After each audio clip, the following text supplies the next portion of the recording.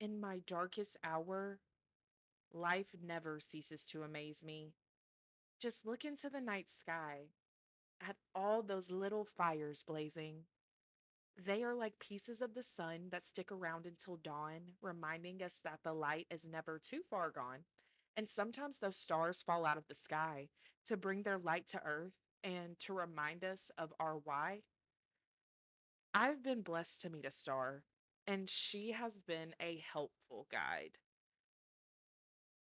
Her wisdom lit my torch to guide the next mind. The truth that she brought to me has changed the course of my life. Even our darkness that lives inside is just space waiting for light to be shined.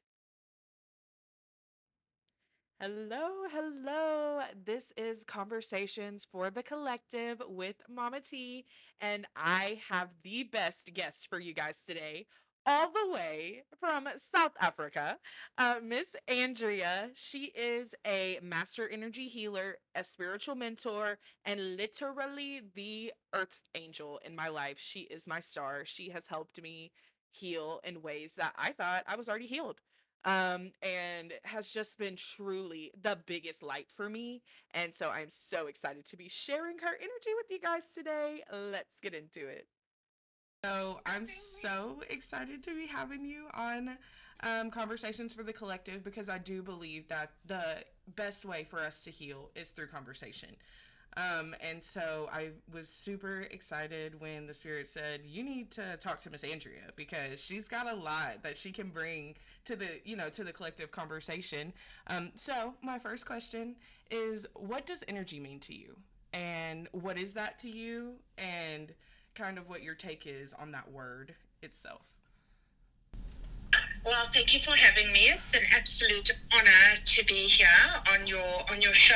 And I have to agree with you when you say that conversation is a good way to heal, because I think a lot of us shut things down and it sort of gets stuck there and it gets stuck in the body. So I think just to get it out and get the information out is really a good way to.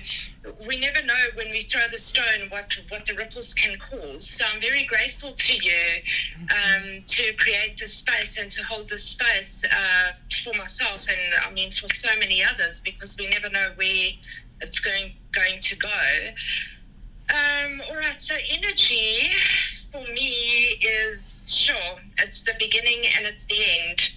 It's absolutely everything in between. It's what holds us together. It's consciousness, really. I think there are different forms of energy. There are different levels of energy. Um, there are different vibrations, kind of like tuning into the radio station, depending on what we're trying to do and what we're trying to achieve. And I think that energy is so deeply ingrained within us that we can create from inside of ourselves, even using our energy. I think that energy is a much more valuable currency than money, and so that's why we've been taught otherwise, so that we don't actually know how powerful we are. I find time and energy to be the most valuable resources on the planet at the moment. Time and energy. That's really interesting that you say that. Time and energy. Because I feel like those are two things that a lot of people struggle with, is not enough time and not knowing what their energy is, not knowing what they bring when they, step in a room. Because I feel like that's like really important that you say it's the end and the beginning, because it is, and we're all a part of it. And our energy isn't as separate as everybody seems to think. It's kind of all. That's why the collective, like it is, it's a collective energy, and it's really important for us to realize Yep. that importance in your life, like what, because I don't want to say too much about what you do until do that, but I feel like energy, master energy healer, so it's something that you deal with on a day-to-day basis. Absolutely. Energy for me, in all honesty, when I say energy is the beginning and the end, it really, really, really is the beginning and the end. So when I drive through a place, or when I go to a place, or when I meet somebody new, the I do is I scan the energy and I see what the energy holds there, what kind of consciousness the person holds, and like I'll protect my energy on a daily basis with a golden bubble, because I have seen the darkness and I have seen the light and I've seen everything in between. And so I really feel like if we put ourselves in a position where we are able to perceive not only our own energy, but the energy which is constantly around us, we will become so acutely aware of what the truth of our current reality is that it may even scare and shock a lot of people. And I think that's why a lot of people prefer to remain asleep, because the consciousness and the energy is so expanded at the moment that it feels like sometimes you could literally take a knife and just tear through the fabric of reality, because the energy is so like, how do I even explain? Energy for me, everything, I perceive everything in energy. I'll look at a bag of carrots and I will look at the energy in the carrots to decide if that's the bag of carrots for me or not. And I bring the carrots home and then I clear the energy on the carrots, and then I put more energy, different energy into the carrots when I'm cooking them for my family. And, harnessing the energy of nutrition, the energy of sustenance, the energy of vitality. So I live and I think and I perceive in terms of energy, and I don't know how other people live and perceive, and I think I'm like, have gone quite way down the rabbit hole already.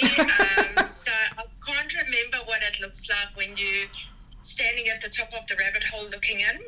So it's literally how you live. You just you view the energy of everything, and you're like, okay, this is what I'm doing today. This is how I'm moving. I love that about you. You've really, especially, I love that you said the food thing, because you've really like shown me that through me cooking. I love to cook, and so through me cooking, I can really make a difference on my body physically through just like the energy that I'm putting into what I'm making, and like the intention behind everything, and all of that. And it really makes a difference. It really does. It's really interesting. When you think of it in the grand aspect of things, that carrot to get to you in the shop, that carrot has traveled probably hundreds of miles. It's been picked by somebody, it's been packaged by somebody else, and all of us have got our own energetic imprint. It's traveled on who knows if it's traveled on a clean fridge or on a dirty fridge, or maybe the guy who swept the truck was in a really bad mood and he left his energetic imprint, and then it gets to the other side of the city, and then there's somebody who unpacks it, somebody who takes it out of a box, somebody who puts it on a trolley, somebody who puts it on the shelf. Like, there are so many energetic imprints by the time that carrot is actually sitting on that shelf in front of you, that I don't understand how you wouldn't clear the energy off those carrots before you cook them and put them into your body. I feel like anybody that hears this is gonna do it now, because once it's put into that perspective, it's like, oh my gosh, you're right. Like, how many people have touched this? How many? And our energy it imprints everything. It imprints everything we do. Even the energy of the soil, has that soil been turned? Has that soil been nourished? Yeah. What's happening in the region where that carrot is being grown? What about the farmer? Is the farmer farming with an energy of abundance, or is he farming with an energy of anger and having to just do a job and just make a bit of money? And all of these things make a difference. Yeah, that's so cool. I've never heard it from that perspective, and now I'm like, it's even deeper ingrained in me. I'm like, I have to, but it's so true, and it's so interesting to get that perspective, which is exactly why I wanted to have these conversations, because like I said, it's just, when you talk about things, it just really, it's expansive. It's expansive. My second question is, when did you first become aware? Because I feel like with energy, once you start really, bringing that topic in, it's because of awareness. It's because you have more awareness, and now you're like, oh, I'm aware of this energy and this energy and this energy. So when did that happen for you? So it's, I can't pinpoint a specific moment that it happened. I think okay, so I was diagnosed, if I had to try and pinpoint a moment, I was diagnosed with RA when I was 27. And at that point, I had just left my first fiance with a 2-year-old son. And he was an alcoholic, and he didn't look after me very well. And so for 2 years, I was very, very, like, I hated on him. Like it was green, and it was ugly. Like, I hated him for what he had done to me. And I was diagnosed with RA, and they gave me chemotherapy for 2 years. It was just an little oral dose of chemo, but it made me really incredibly ill. And I was sat in meditation one day, and it suddenly, boom, struck me like a whack on the side of the head with a chair, high five on the head with a chair, that actually I had made myself ill because of how angry I was with this man. And then, just like in a running stream of events, I figured, but if I made myself ill, I can make myself better. And boom, I think that was my first awakening, in inverted commas. And from there, I studied yoga, always looking for something deeper, something more. And I kept asking people to mentor me, and these yoga teachers were very confused because I had quite a high qualification already, and they didn't understand what I was looking for. Enter Reiki into my life. Yeah. I went and studied Reiki without ever having had a Reiki session. I asked Spirit to guide me. I said, please tell me where I'm meant to go. How do I align to my life path? What is it that I need to do? I can't find what I'm looking for. And I opened up my computer. I was working in corporate at that time, and Reiki came up, and I was like, oh, this looks cool. And I had a little look at it, and I found a teacher quite close to me. And boom, just like that. And when I started studying Reiki, I finally felt like I'm home. Yeah. It was like this deep sense inside of myself. And from there, I remember my very first attunement on my Reiki level 1. Like, I will never forget for the entirety of this lifetime. During the attunement, I had 3 great big knocks at the back of my heart space, and my entire consciousness just went.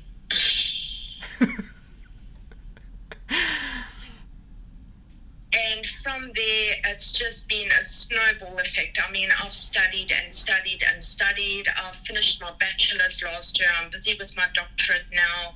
And every time I study and every time I get attuned, it just keeps growing and growing and growing and growing. So I think it's not really about the first time that you realize. I think it's a journey. Mm-hmm. If I think back to school, I was always a little different in school as well. And I was already mentoring in school, and I was always the mom. I always had everybody's car keys. I was always the designated driver. I always, I had a blue backpack, and I always carried everybody's stuff in my backpack, and anyone who needs anything, Andrea's got it. So I can see that now, that from a young age I was always different, but I think as for the first time, actually, my first awakening in inverted commas, because people really throw that around quite loosely these days.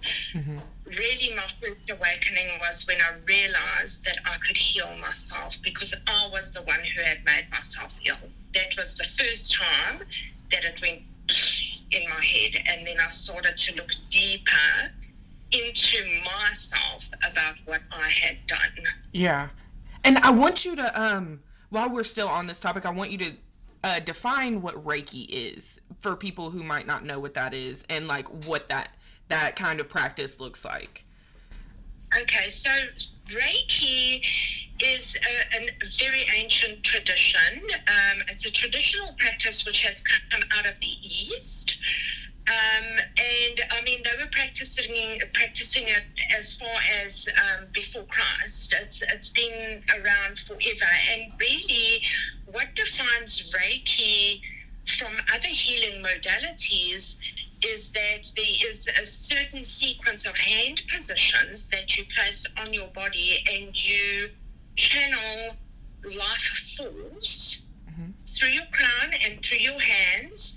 It's like tuning a radio station. You tune into the frequency of Reiki and you ask Reiki go, and you allow the Reiki. See, now my hands are on fire because I've said Reiki go. You allow the energy then to, and then you actually just place your hands. Now, you know, it's such an innate energy, and it's available to anybody who wishes to use it. It's not like it's for a mere select few. Anybody who vibrates to a certain frequency can study Reiki and be able to actually heal themselves. It will only be attractive to people who wish to heal themselves. Mm-hmm. Some people like to stay in the energy of the illness, you know. Mm-hmm. So Reiki essentially is a frequency which allows you to empower yourself, and it allows you to bring almost, I'd like to say, the subconscious to the conscious for healing.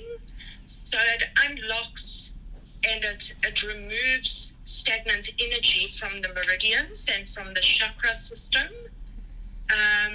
to allow your energy to actually move freely around your body. So when we have lots of trauma and illness and poor health, and we work in toxic environments, what happens is that the energy begins to stagnate in certain areas of the body. And if we leave it for long enough, it will then become dis-ease. But if we have this tool called Reiki, where it's literally a laying of hands and allowing the energy to flow through you, we can then dispel those stagnant energies and then have our vital life force flowing freely and balanced through us so that we can live in alignment. Yeah. Yeah. Oh, that's so powerful. I've never heard you like actually define it. I've gotten Reiki sessions, but I've never heard you define it like that. But it makes so much sense the way, because for those of you who have not had Miss Andrea's powerful hands in your energy space, I am telling you, it is I know that we incite our own healing. I know that, but you do help, and the Reiki sessions that I've gotten from you personally have really just opened my mind so much to the fact that even though there are those spaces which some people like to avoid because it's harder to deal with things than to just push them away, but well, and that's on how you look at it, because I think it's a lot easier to just deal with it because you don't have to do it anymore. But I've dealt with all of the things, so that's why I feel that way. But it just really like I feel different. My body moves better. Even like I'm only 27, so I shouldn't have like aching pains everywhere, but I understand when I don't open my chakras, I don't move my body like that, because even in our sessions we do yoga and everything just to like help move the energy around in your body, and it really does like they say yoga is like like a spiritual practice as well, but it's movement, and it's It's you told me if my body is showing signs on a physical level that I have something going on, then I need to deal with it on a physical level. So even if the hands that you're laying, like the Reiki hands that you're laying, you're like, hey, I can see that you need to be doing more yoga. You need to be moving your body. You need to be doing these things. I'm like, how? How do you know that? How do you know I haven't done yoga for the past week? And I said, it's so powerful. It's such a powerful tool. And so I'm just so thankful that you have that gift, that you've brought that to my life. And I hope that many more people will get to experience your healing in this lifetime. But I just had to tell you that because you were so powerful, and it is so like to hear you talk about it and everything just like makes my whole body like my empathy. I like get chills and everything everywhere because I feel everything. But yeah, it's really Reiki is an important thing, and I feel like not enough people, not enough people like indulge in it. That's the word. Not enough people like just dip your toes in, because I promise once you do a little bit, like you said, with the awareness, it's just one little bit, and then it just expands so much. And I feel like you're right. A lot of people they're probably scared of it because it's a lot. It's a lot. No, I think at this point it's still a little bit woo-woo. It's still considered woo-woo and a little bit airy-fairy. But I remember when I was studying yoga back in those days, which was very long ago, yoga was considered very woo-woo and very airy-fairy, and only you have to be a little bit woo-woo to go into yoga and that sort of thing. And then yoga became very mainstream over the last 5 years. Yoga, people are so nonchalant about yoga. Oh, going to yoga, and it's become very household. And then when I was studying Reiki, then Reiki was the whole woo-woo, and I think it's taken a little bit longer to come into the mainstream, but there definitely is a lot of awareness opening up now about the benefits of Reiki, even to the point of people bringing it into corporate spaces. And I'm being invited to do corporate wellness days where I go in there and I go through 20 people in a day from 8 to 5, and people will just for the exposure, just for 20 or 30 minutes, and you would be surprised at what can happen in 30 minutes on the Reiki table. Not with you. I already know. You read those people. I already know you do. Oh, that's so funny. I'm glad though. That makes me so happy to hear that it's becoming like more widespread. That's the word. More widespread and accepted, because it's a powerful modality. My next question is what is your life purpose if you found it? If you found it. So,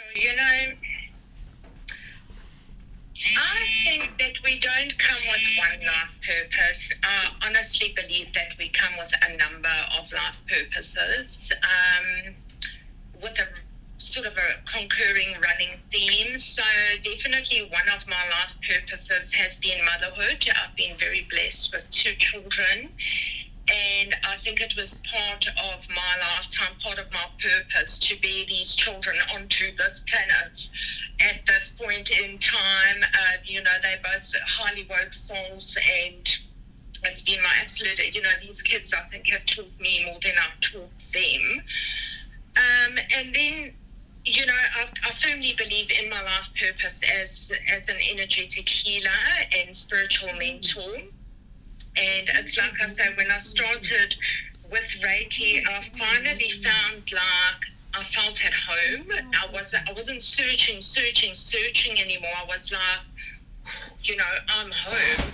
So that's lovely.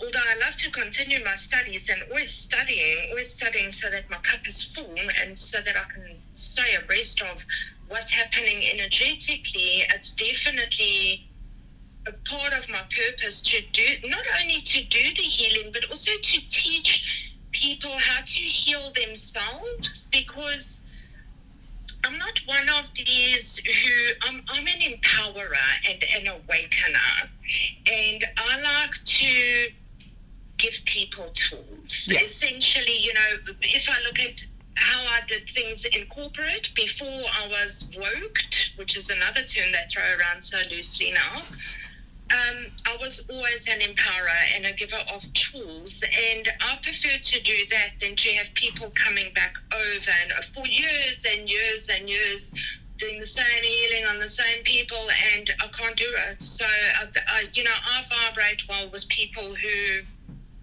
want to heal, they take the tools and they continue to use the tools that have been taught. And that, I think, pretty much sums up, I think, no, it's interesting. I think that every time we move locations, I think that we serve our life's purpose just by going into town and holding a certain vibration when we go into town, just by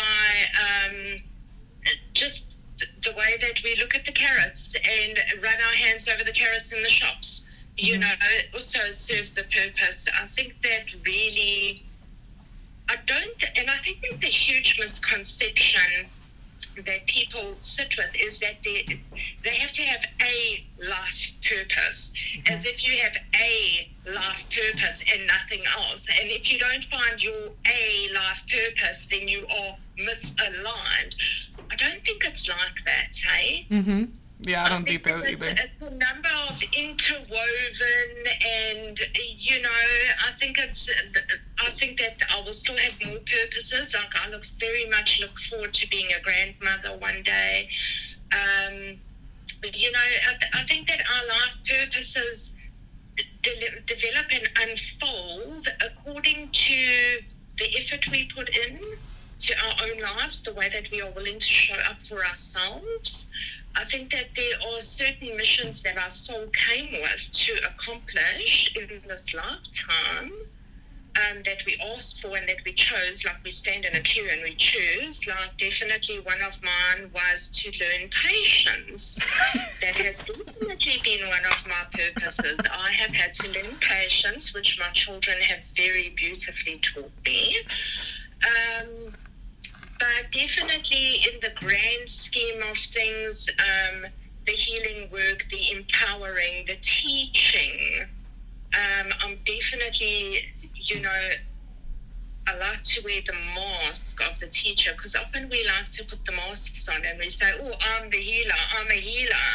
And then we put that mask on and then we stay in that box of being the healer for 8 years or 10 years. And we actually limit ourselves by thinking, oh, I've hit my life purpose, and this is now all that I need to do to stay attuned. And I think in today's modern world as well, the energy is so fast and things are so dynamic at the moment that if we glue ourselves to a life purpose, we're actually putting ourselves inside a box. Yeah. I think we have a number of purposes, and it's up to us how we interweave them and how we open our hearts to receiving what Spirit is willing to give us. Yeah, I think that's really powerful that you said that, because I feel like that's why I want to keep asking that question, because so many people have like a different thought process on what that looks like and what that means. But at the end of the day, I feel like you're right on the money. Like there is not one thing that you should be. Honestly, just be. Like whatever comes through, whatever you love, like whatever makes you feel good, that's what you should do, and that's what you can continue to do, but not, like you said, to put yourself in a box, because that's like me. I'm a talker, and so I have to learn to also be a listener, you know. I have to the give and take on everything, and the more I talk and listen, the more I am the teacher and the student, you know. And so then it just builds on top of that, and it like it can get expansive, really expansive, if you don't put yourself in a box. You know, I find it's a question that a lot of people search, and I think it's a misconception that has been very, very intricately woven for us to think that we need to have a life purpose or a soul purpose. And often what I will say to people when they ask me that, I will say to them, okay, let's imagine that you've got all the money in the world that you need. You do not need to work for money. And then most people are like, whoa, never even imagined that concept. And then I say to them, okay, so now you're free. What would you do with all your time and all your energy if you were free? Mm-hmm. And I think that will directly align you with where your passions are and where your purposes lie.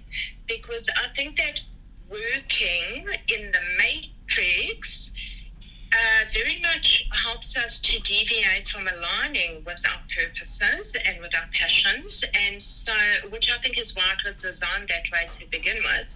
Mm-hmm. And I think also a lot of people use it to not heal. Yeah, like an They excuse. use it to stay where they are. Yeah. For their life's purpose. Yeah. Imagine that you didn't have to work. You had all the money and all the freedom in the world. What would you be doing all day? And I'd like to ride horses all day. I'd like to surf all day. I'd like to plant flowers all day. You would be shocked at what comes out of people when they are free. Man, yeah. Yeah, I can only imagine. Well, and then that's when, because that's, you're freeing them from the ideas of this matrix that you have to have money, that you have to, go to work every single day to just be healthy and happy. And really, all you really have to do is just do what you want to do, and the rest will come. The rest will come. Yeah, it's so crazy how spirit works. Um, my next question for you, which we've kind of talked about some of them, but what are your favorite practices that keep you in alignment? So I'm just going to keep it short and sweet here because I live my entire life as a practice.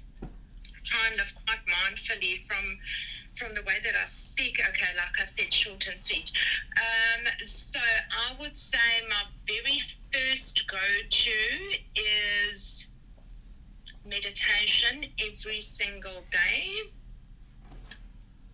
yoga every single day for my vessel, for my body.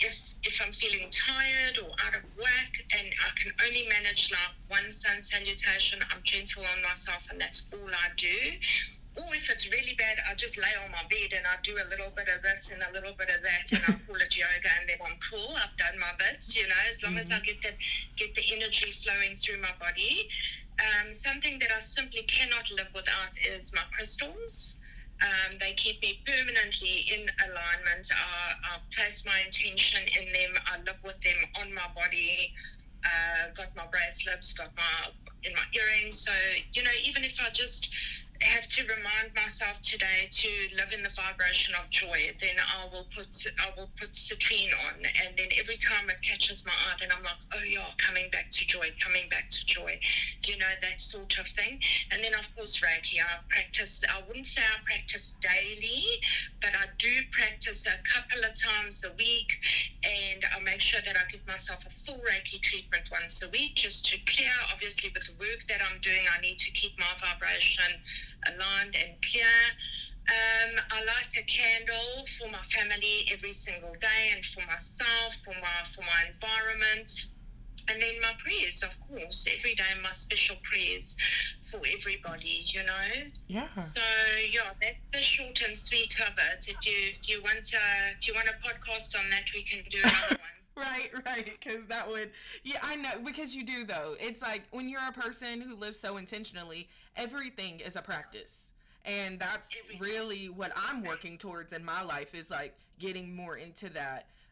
When I wake up, lighting my candles and doing everything like in a sort of like ritual, but not, but it is a ritual, but sometimes people take that word a little but you know what I mean, just like being intentional, being intentional about how I'm starting my day, what I'm setting, because once I started setting up sacred space when I was doing my tarot readings, I stopped getting tired like immediately. Like used to, I would do a tarot reading and I would have to go take a nap because it would just Yep. drain me so energetically. But once I started like setting up my crystals, like lighting my candles, setting my sacred space, it doesn't do that to me anymore. And I was like, whoa, okay, Miss Andrea knows something, because let me set this sacred space up every time. Every single morning, you know what? I'll put my kettle on the stove, and I got myself a whistling kettle. I thought I was very fancy. I was like, I've never had a whistling kettle. I've got to have a whistling kettle.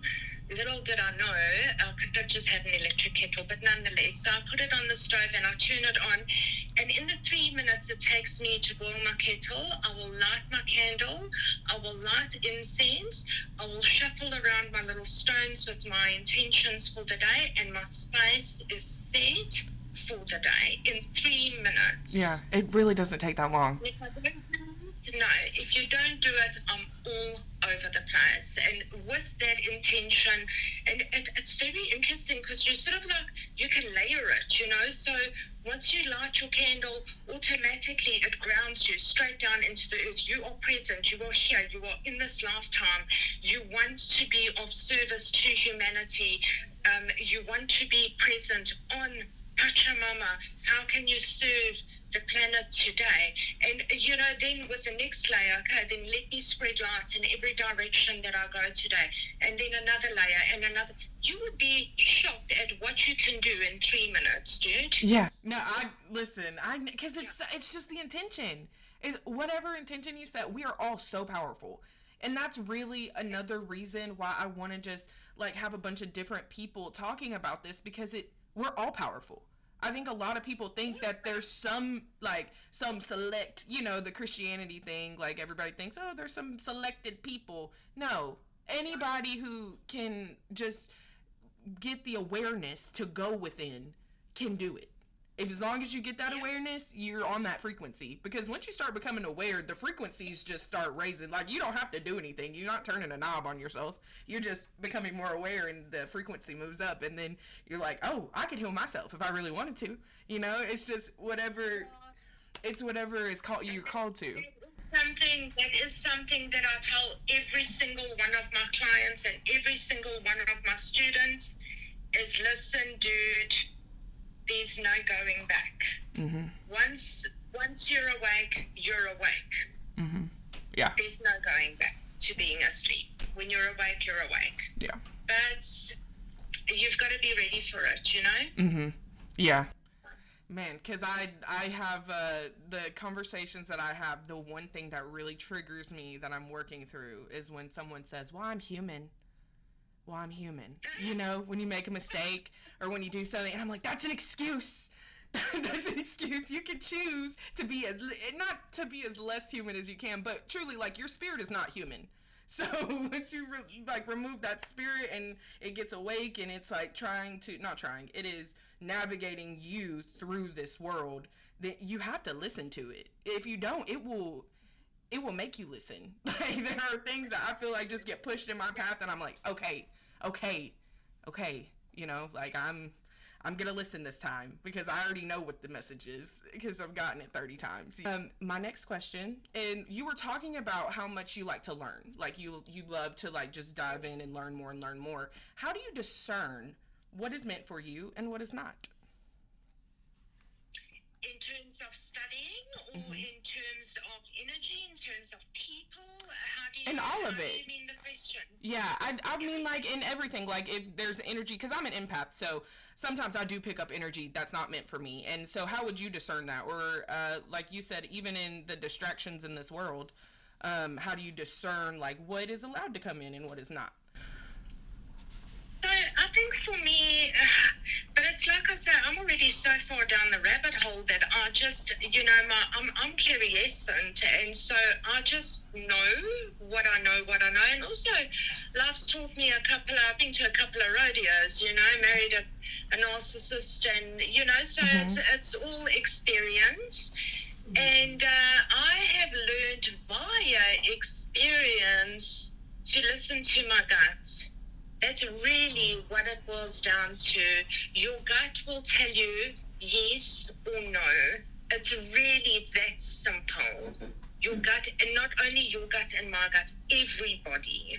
Your gut will tell you whether it's a person, whether it's even if you're listening to a podcast on YouTube and you think, something's not quite right here, then it's not for you. Just turn it off.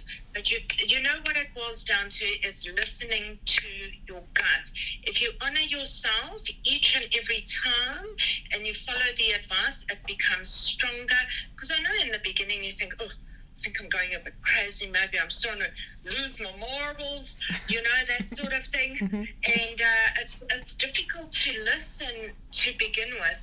But as you start to honor yourself and listen to your intuition and listen to your gut, and you can actually practice with it too, and you can ask. You can also use kinesiology, and you can physically test your body by allowing the body to sway back and forth. So there are various methods, but really, really what it comes down to is, does your gut say yes, or does your gut say no? Yeah.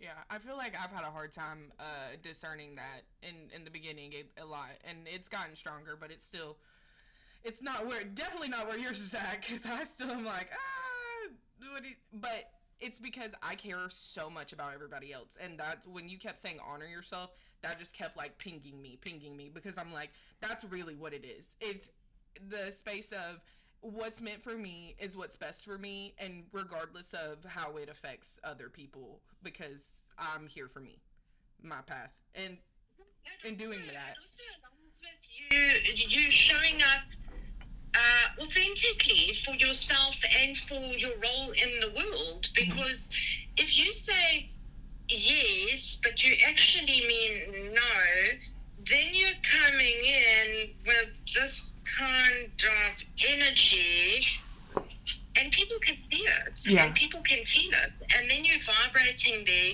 and then you're attracting a certain kind of reality, because we literally create our reality on a daily basis. So it's really about showing up authentically, and when you have that gut feeling of no, I know it takes practice. Here's me going, oh, just honor it and honor yourself. And I know it's hard. In the beginning, it can be difficult.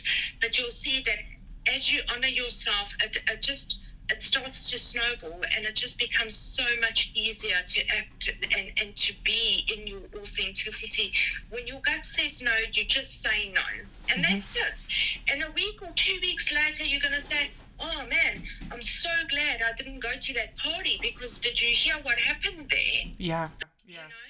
You're really saving yourself. It's really all for yourself. Like, again, it's for you. It's for you to listen to. And you're right that it's showing up for yourself authentically. I like that. It's being authentically yourself, because that's really, I'm sure, the purpose, that we're all just supposed to be authentically us. And then when we can do that, we can live like we can coexist so much easier.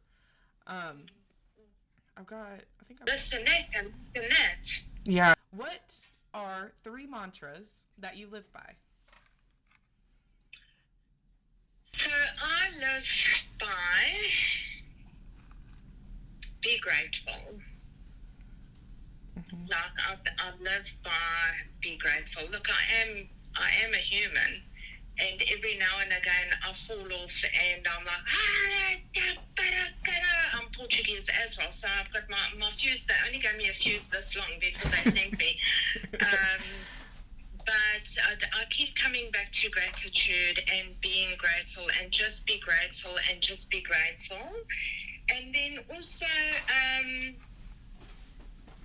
be kind. It's one of the Reiki principles, is to be kind to yourself, your neighbor, and every living thing, which is rooted very much in Buddhism.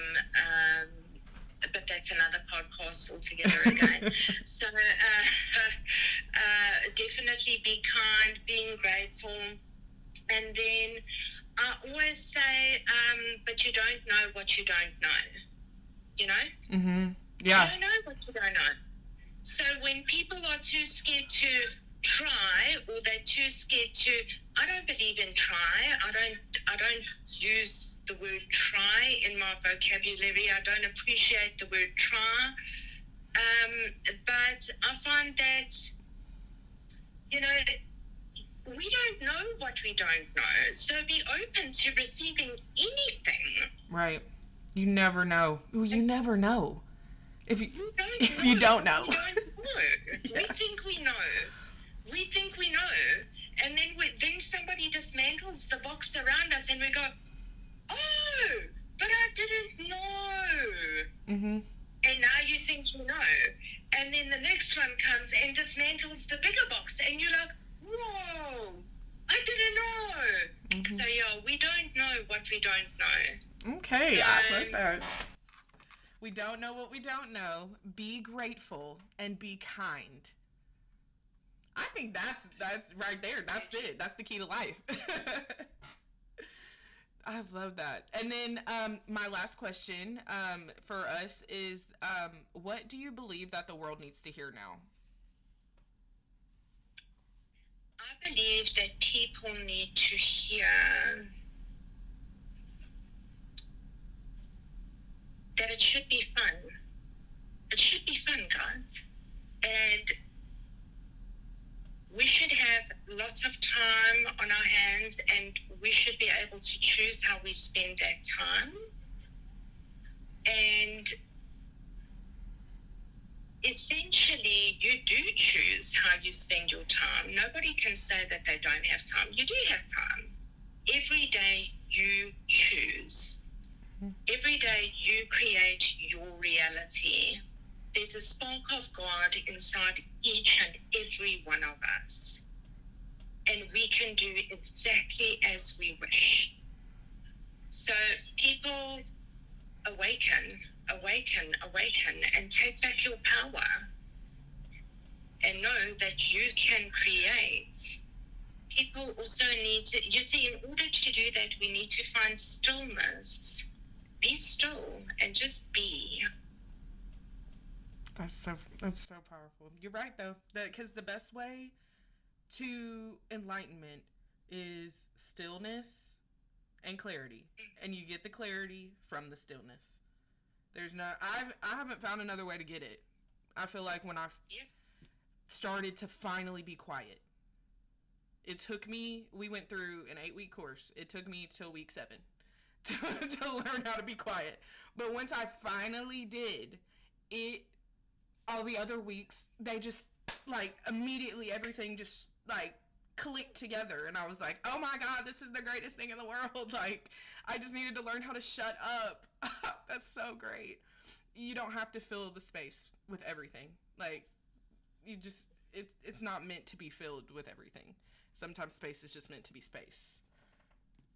Now, there's a saying that says that to pray is to talk to God, and to meditate is to listen for the answers. I love that. Yeah. Yeah. And I that makes feel a lot that. of sense to me. Yeah. That makes a lot of sense. Namaste, Miss Andrea.